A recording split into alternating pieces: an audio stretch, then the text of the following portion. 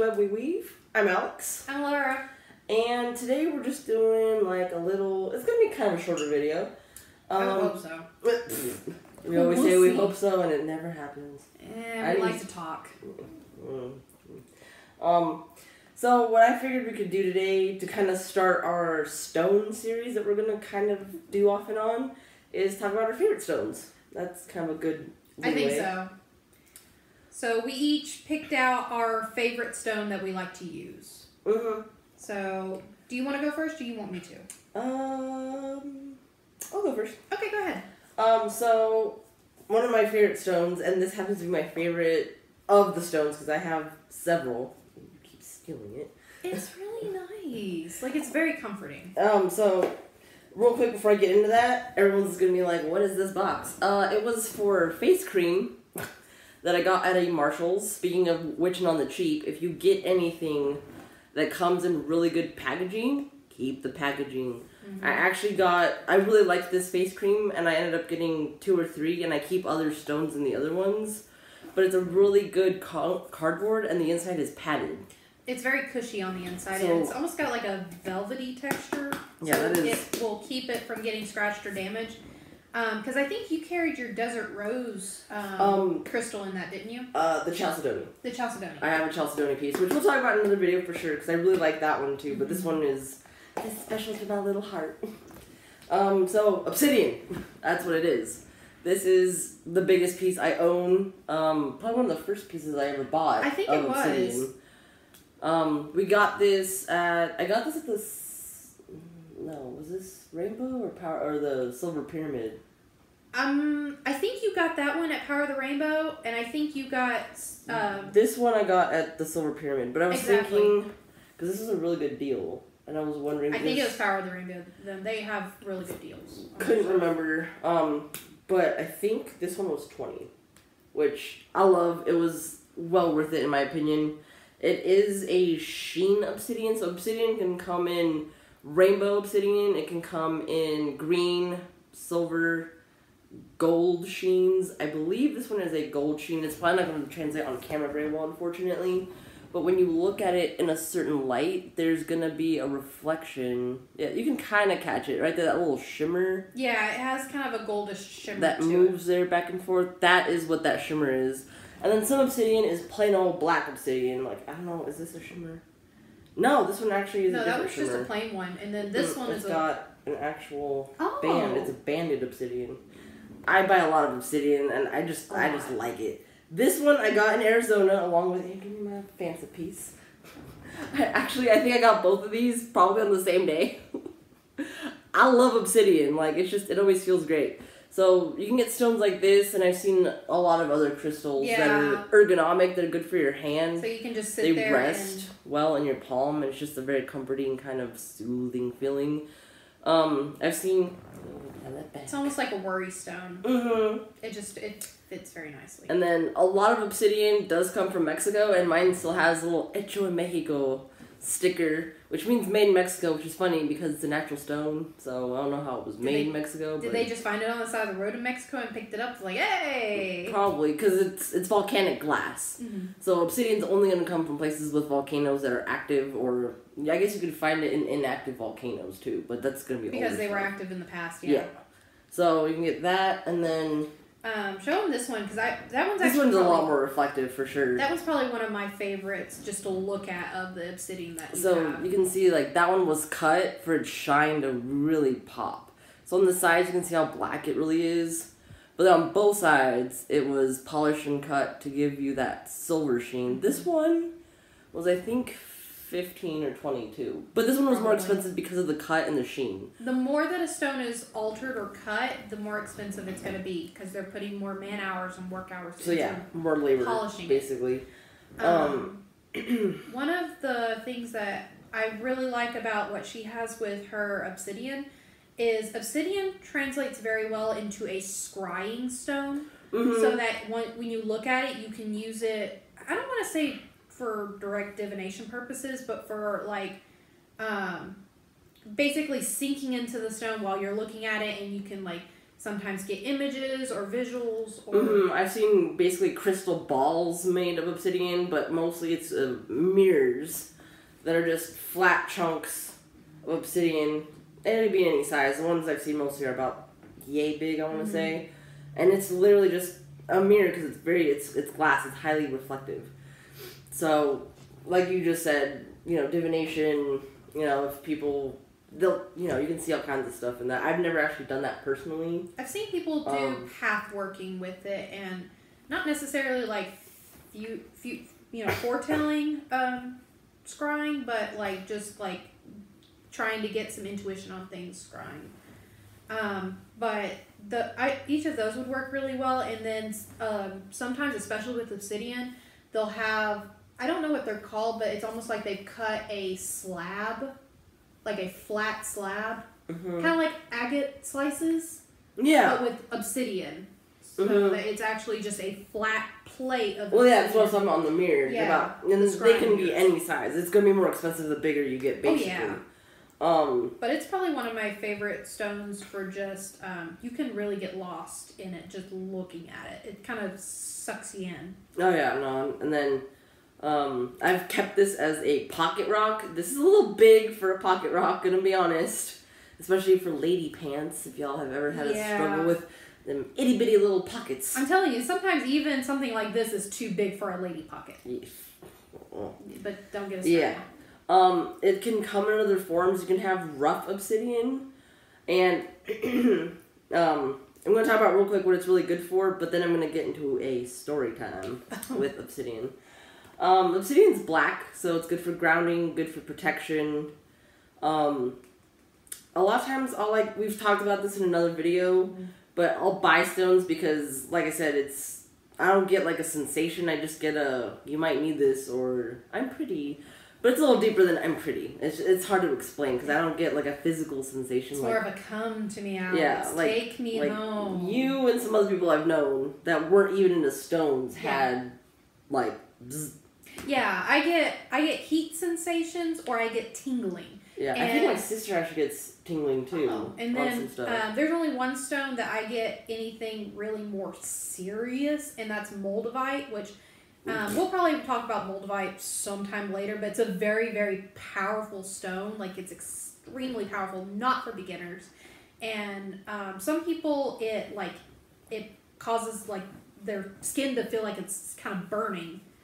Kind of like with that one, with the lady that, the daughter at the Power of the Rainbow, she cannot handle moldavite because it actually burns her skin slightly, like a skin irritant. But for me, it's more like a mild, like, itchiness. Okay. And then moldavite's expensive.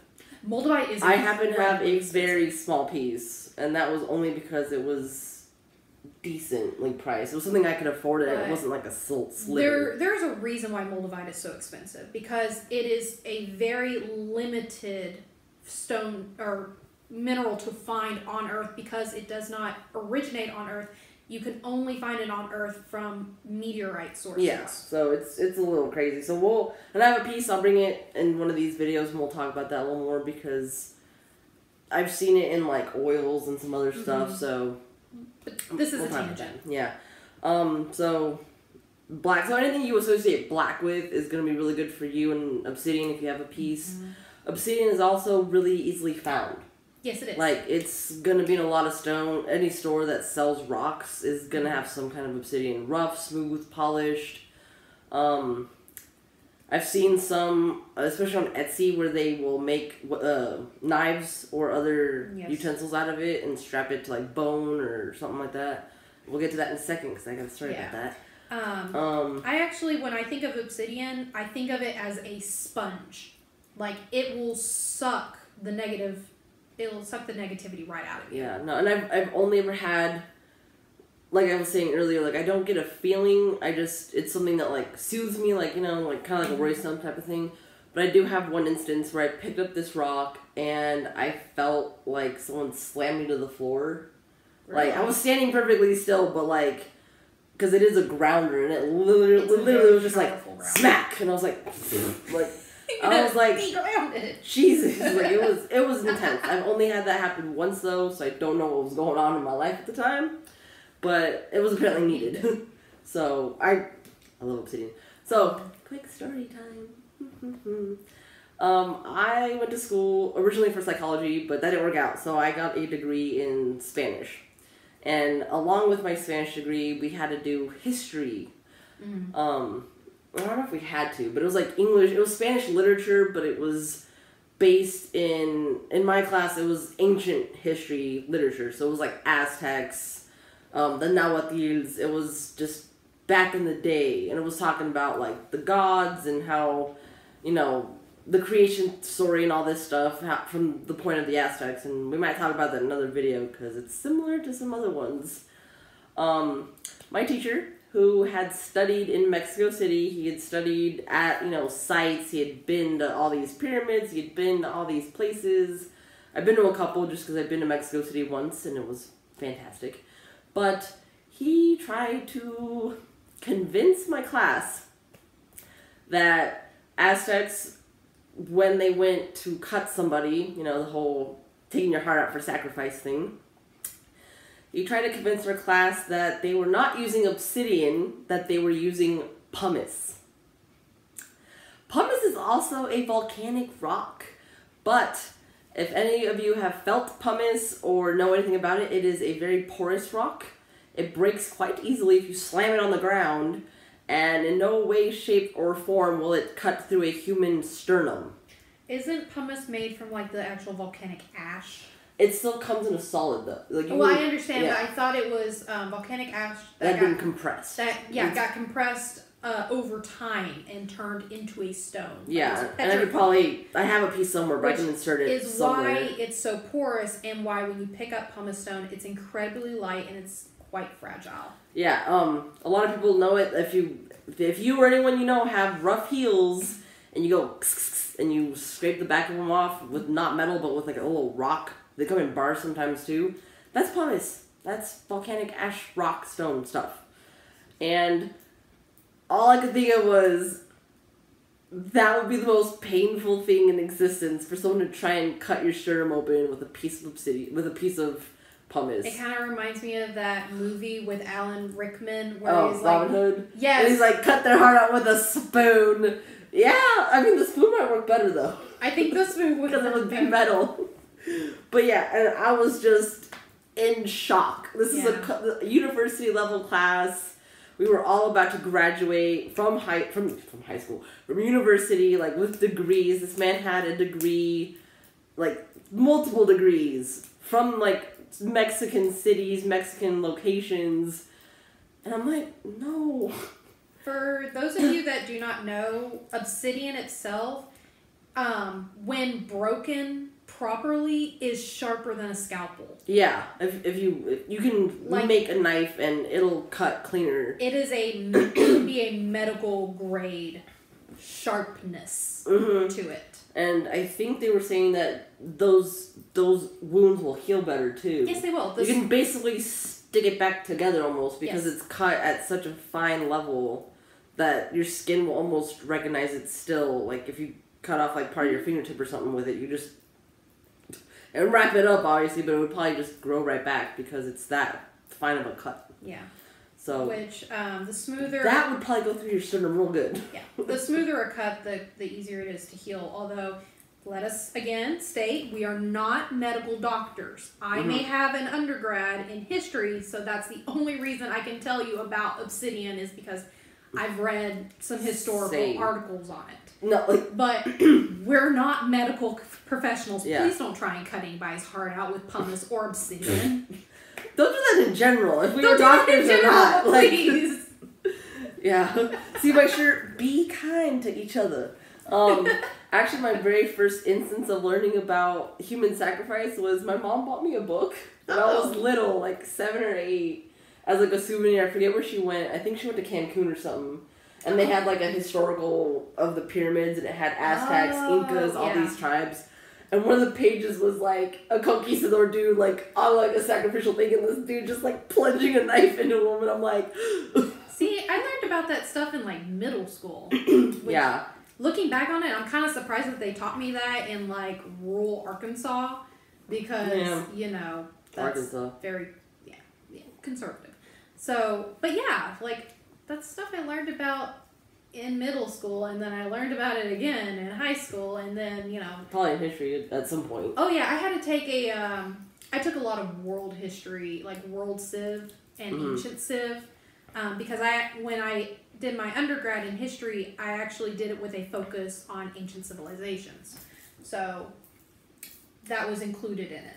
That popped up. But I actually, I know you like carrying obsidian around in your pocket, but I liked that. Tell them about the... All my bracelets? So like I said, obsidian's easier to find. You can find it in beads. A really good friend of mine made me a bracelet for my birthday a few years ago. And they were chunky beads. I have yet to find those size beads ever again. I don't know where he got them. I don't know how he sourced it. I don't know anything because he won't tell me. Which is very like him.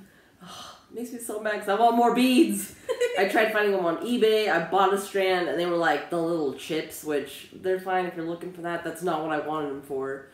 I have a lot of anxiety. So the stones were just smaller than worry stones, but I could take off the bracelet and kind of click them and like a prayer bead. Yeah, like a prayer bracelet, which is actually what I do with this one. Yeah, which is funny because when he gave it to me, I was more into beads like yours, like where they were like smooth, polished, right? Yeah, round. These are still polished, but they're awkward shapes. Like someone just took a piece of obsidian, broke it, and then polished the chunks. It's almost like thinner, tumbled stone. Basically. And then I wore that every day, and it was actually really helpful. And then I moved. And then I accidentally dropped it. I was so upset because it's glass. It breaks. And one of the beads shattered on one end, and it was pointy. And like we mentioned, it wasn't, like, I mean, if I slammed my hand into it, it probably would have cut me, but it still wasn't fun getting jabbed all the time. Right. So then he made me 2 more. And those were great, but I overstretched them from using them so much, so I actually can't wear them anymore, but I love my bracelets. But he specifically made those for her for protection, and they actually ended up coming in really handy with the particular job that she had. It was... Okay, rough. Y'all know, like, the energy vampire people? It was like that, but in a job. Yeah, it was rough. But her bracelets soaked up so much of her stuff from when she was at that job that literally me and several other people, without knowing each other... That was weird because you saw it before I had that job. And it was still quite alarmed by it. Well, you still had some stuff going on even before that job. And I'm very sensitive to you and your stuff. I'm sensitive in general, but still. But it was the fact that I want to say at least 2 or 3 people, without us knowing each other, without us saying anything or going off of anything of anybody else. Even people in different states. Like, no correlation. We could not touch them because of whatever they were soaking up, which is another thing to point out. If you do particular stones to help protect, ward, you know what's wild though? I cleanse those every day. Even with you cleansing them, they were still at that point, I think part of it might have been the protection on them, though. Oh, maybe. Because it might have been repelling just people in general. Because, not that I thought you were coming at me or anything, but it affected her, it affected the Leo guy, who we mentioned before, where we used to hang out a lot, and we'd go walking, and if our hands so much as brushed against each other, he would go, like, it just spaz, like, in public. He didn't even care where he was. He would just be like, ugh. He would wipe it on me, and I'm like, dude, it was almost like a little slimy creature going, I guess. Like that. It's weird. It was extra wild because at this job that I had, someone came up, and they were like, oh, your bracelet's so cool, and, like, they picked it up, and I was like, oh. Because I feel like a lot of people that maybe aren't as in tune, maybe won't get affected as much, but no. She was just kind of holding it, and all of a sudden she's like, it felt like it bit me. And I was like... I didn't know And I was like, excuse me? And she goes, yeah, you can have that back. And I was like, okay then. It turned into a pet. And that's why I think part of it was, it absorbs negativity, because again, black, good for brown. Good for grounding, good for protection. Let me finish my point from before. Yeah, go. If y'all are going to have a stone, not even as a bracelet, but just have a stone that you keep on you a lot for protection, warding, soaking up negativity purposes, please make sure you cleanse that relatively often, because that stuff builds up over time. And sometimes if it builds up, it will start affecting you. Again, I'm going to say this on a separate note.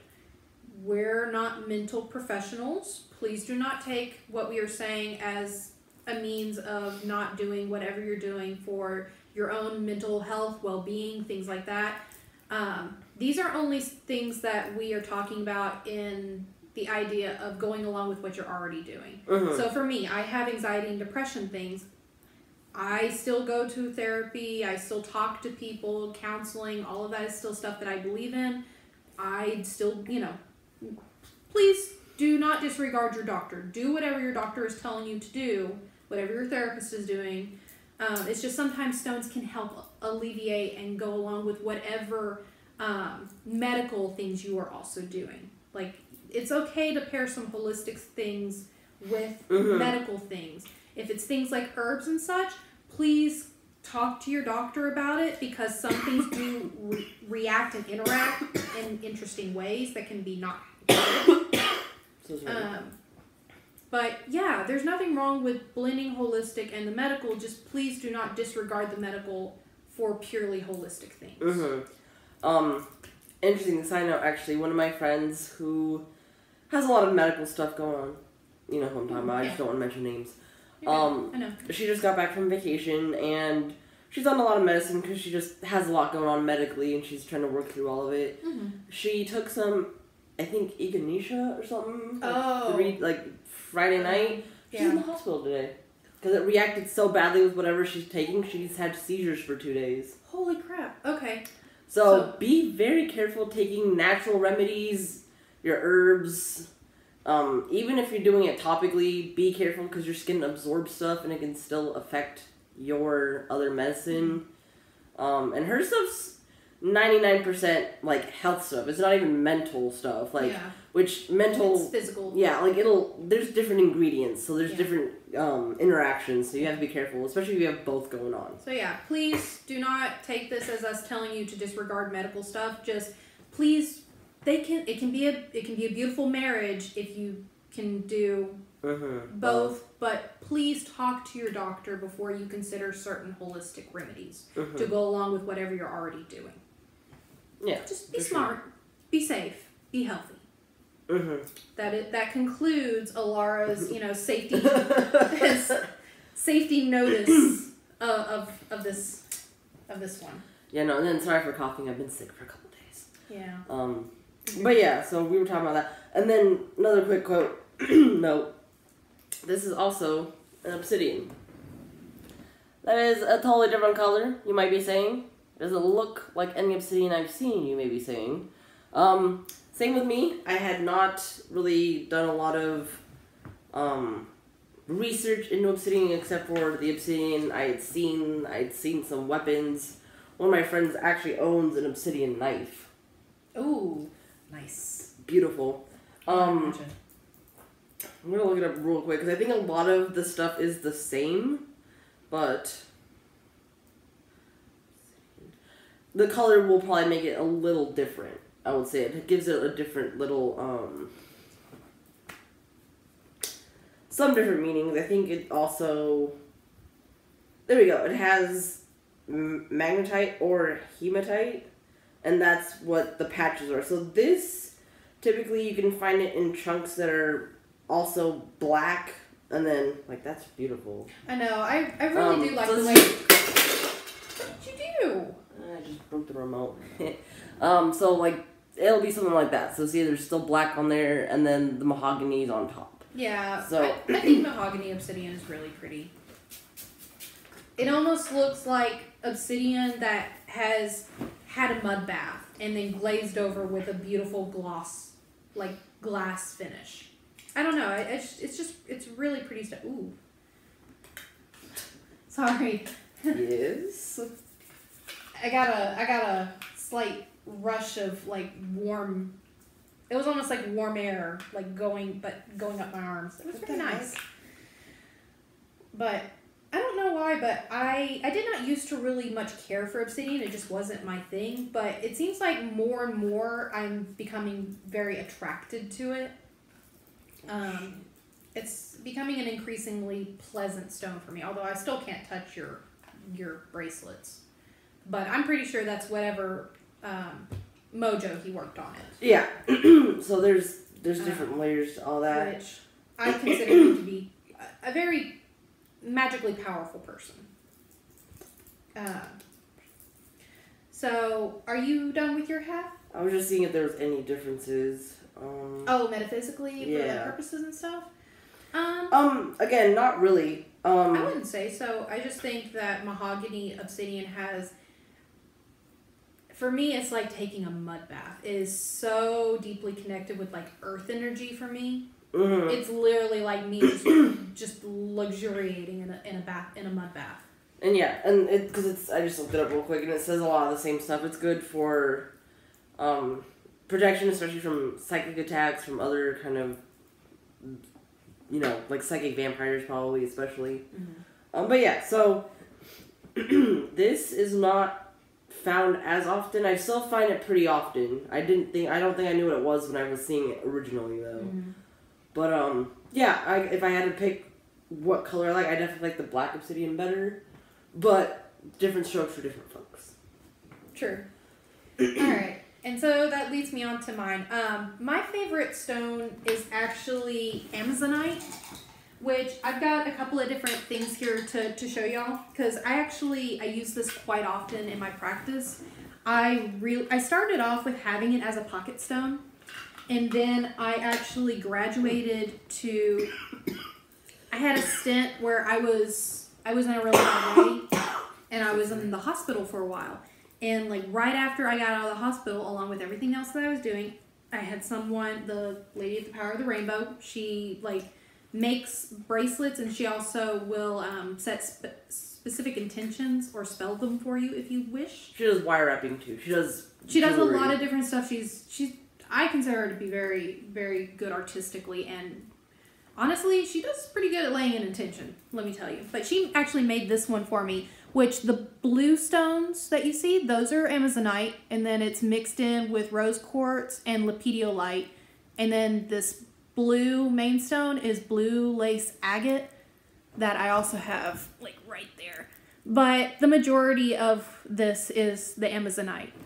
And the reason why I had her make a bracelet of this for me is the fact that Amazonite is a very good stone for depression and anxiety.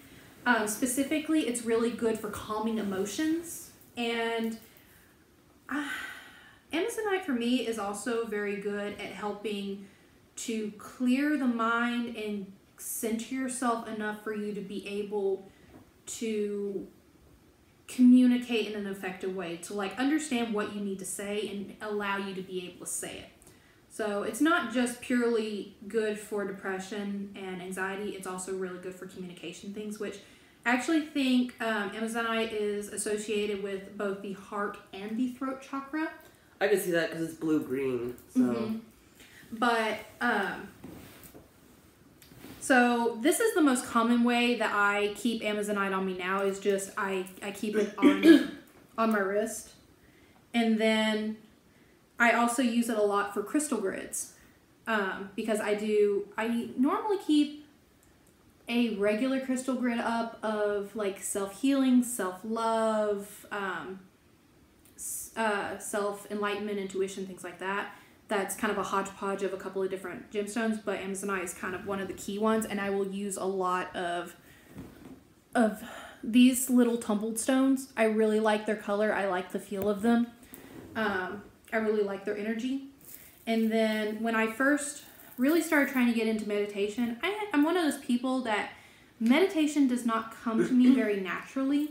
Same. I have a hard time calming my mind and getting it to stop, so that I can actually get into the rhythm of it. So I thought to try and help me, I made myself a set of prayer beads. Like I got some supplies from Joann's, and I made this in like a night or two. And these blue and lighter stones, those are Amazonite. and then the white is howlite. And actually, if y'all like combining different stones together, I really like amazonite and howlite together. It's very good for the mental clarity and communication, calming yourself, and just kind of,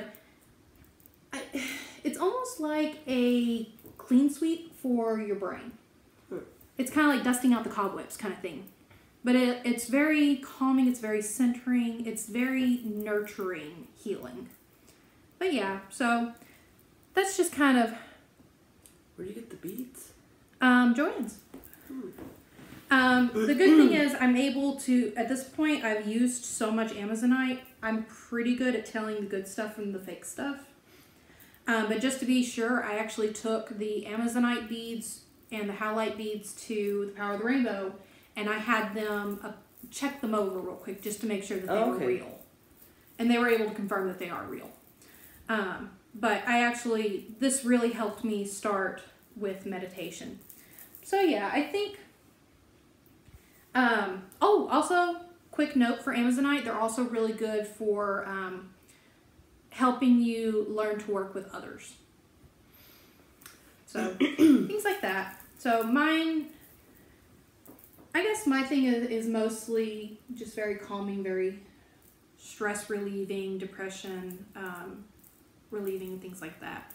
Yeah, I feel like your stone is probably a more gentle stone. It is. Because there are stones with very harsh energy. Mm-hmm. Like, I happen to like obsidian energy, but it can be heavy. It can be very overwhelming sometimes, where I feel like a lot of green blue stones are nicer energies, a little more calm, probably because of the blue. It's a little more... Yeah, and actually I think that's one of the reasons why at the very beginning I did not like obsidian as much as I do now, is it felt maybe too raw. Yeah, it was a little too raw, and it was a little too, I don't want to say harsh, but like almost stuffy or suffocating, like it was weighing, like heavy. Mm-hmm. Whereas, I don't know what it is, but for me, amazonite feels like cool running water, just flowing through you. It's very gentle. It's very loving and nurturing. So amazonite is really what I work with pretty often on a daily basis, and I like combining it with other stones, like what I said with howlite, for like meditation purposes and just like calming and centering your mind. And then I also like pairing it with rose quartz. Amazonite and rose quartz are very nice together. Now, I will say, since we both do stuff with bracelets, with jewelry kind of stuff, mm-hmm. I will say that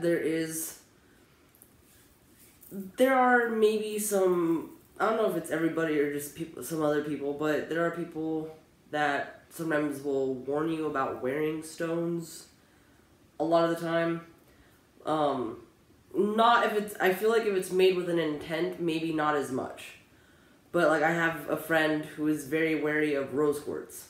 Really? Because in her essence, in her experience, she's like, it's really good for love and all this stuff, but she feels like if you have too much rose quartz either on you, in your space, around, what have you, that it'll start going the other way, where the word she used exactly was, you start turning into a doormat. Oh. So maybe if you were trying to learn love, self-love, something, at that point, you might be too loving, to where it's also detrimental to you. Oh. So, I can kind of see that. I can kind of understand why she would say that, yeah. So, if you did want to wear something because it's easier for you to keep around, I would just be very cautious of what you are wearing, maybe. Because I know even my friend that made my obsidians, when he made my next two, I would wear them together, and he was surprised I could handle it. That's pretty heavy stuff. Yeah, like I would wear them one on each hand, kind of like manacles or something, actually. And then at one point, they were both on my left wrist. Jeez. Yeah, like it was just... Well, actually, that makes sense to me, having them either on either side or on your left. Because your left, if you go based off the idea of like chi and like chakras and stuff, and the way that the energy is supposed to flow through the body, I believe, if I'm if I'm not mistaken, that energy is supposed to enter through your left and exit through your right. So that would actually make sense to cleanse like what's coming into you. Mm-hmm. And he was surprised. He had even told me to not wear them both together. Yeah. It felt really good for me personally. Like, I would recommend it to everybody to wear that much, because these are chunky. Like, the bracelets were about that thick each. So it was like that much of my wrist. You had a good like 20, 30 stones on each bracelet. Yeah, no, it was like wearing like, whoop! It was like that thick on my wrist. Like, it was, I mean, not that thick, but it's a lot. So if you're going to be wearing jewelry, maybe do it a little more subtly. Yeah. And then know what you're wearing, obviously. Yeah. Because some stones will clash with each other just because energy-wise they just don't meld very well. Mm-hmm. And it is kind of easy sometimes if you're not careful to accidentally, like, basically throw your energy off with stones, especially if you're overloading it with too many stones, doing too many different things. It's kind of like you're overloading your body or you're sending mixed signals sometimes. So if you do wear different stones together, it's good to either have stones that kind of go in the same family or same realm that are doing kind of the same thing, or just help set intention with them. Like I have a bunch of different bracelets, and some of them I've had made for me by other people, and then I have quite a few that I have made for myself. And yes, most of them are made with at least 3 or 4 different stones on the bracelet. But as I'm making my bracelet, I'm very careful in setting my intentions with each of the stones and making sure that what I'm putting into them and putting all together works cohesively and doesn't, negate anything or throw anything out of whack. Mm-hmm. So just be mindful with what you're putting together next to each other and in the same stuff. And then the last thing I kind of want to touch on was we had mentioned cleansing earlier. Oh, yeah.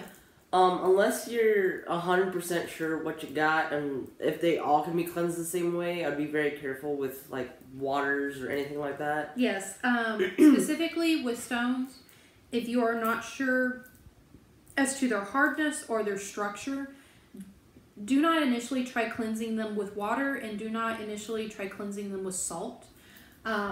Honestly, what I would suggest, just from personal preference and personal experience, if you are not sure of any of those things, cleansing them by moonlight is very nice. It feels wonderful. And if you are not as much of a moon person, cleansing them with sun works very well too. You have to be careful with that, though. Yes, you can. It'll fade a lot of stones that are especially colored stones. Yes. It'll wreck them. Like, do not put amethyst in the sun. No. You'll regret it instantly. No. So the best, easiest way that I've seen is smoke, with smoke, with moonlight, or with sound. If for those of you that have a singing bowl, if you will put your stones in the singing bowl and then have the song, have the sound around it, that's really nice too. But for stones that can handle sunlight, you can either just charge them in the sunlight, or you can leave them out completely overnight to where it cleanses by moonlight and charges by sunlight. And that's something that I really personally like for things that can handle sunlight, like amethyst. Things that can handle sunlight other than things like amethyst or citrine or things like that. So yeah, just know what you're doing. The way I do it is I have a selenite tower.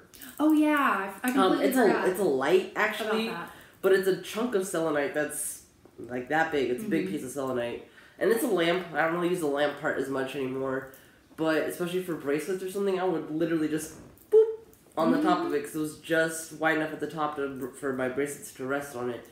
And selenite, you don't have to cleanse. Yes, so selenite is one of the stones that you do not have to cleanse. It cleanses other stones. Another stone that is a cleanser that does not need to be cleansed itself is citrine. That's one of the reasons why I love citrine so much. That's right. I use citrine to cleanse my tarot decks.